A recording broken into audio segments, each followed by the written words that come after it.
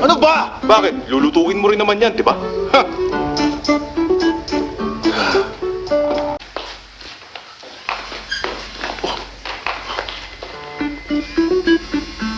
Ano ba yan?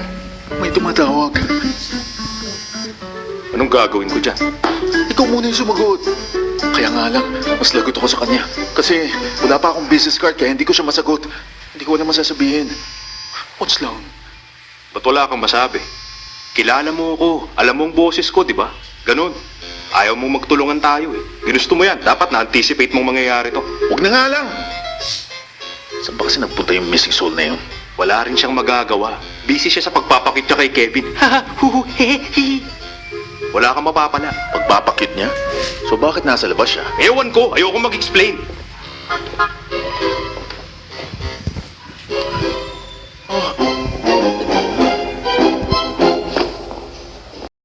Ikaw pa talagang nakita ko that day. Nakakatuwa.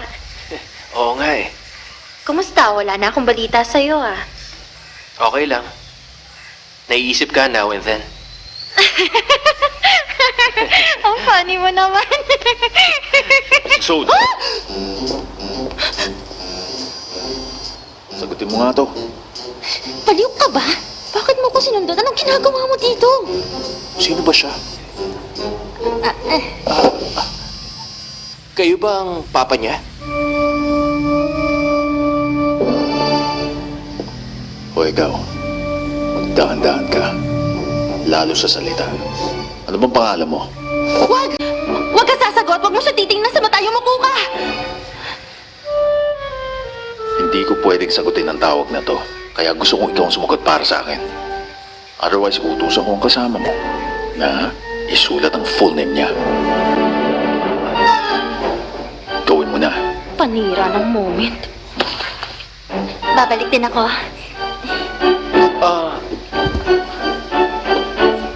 Mr. Careless, upo ka muna. So, napapiano ka dati at baseball na ngayon? Ba't alam mo? Ay, baka kung ano na lang isipin niya sa akin. Bahala na.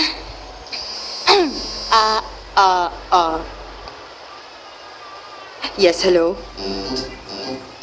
Ito ba ang number ni Wubin Kim o mali ako? Tama kayo. Kaya lang ma'am, wala po si Manager Woo Bin Kim. Lumabas po siya, may inasikaso lang.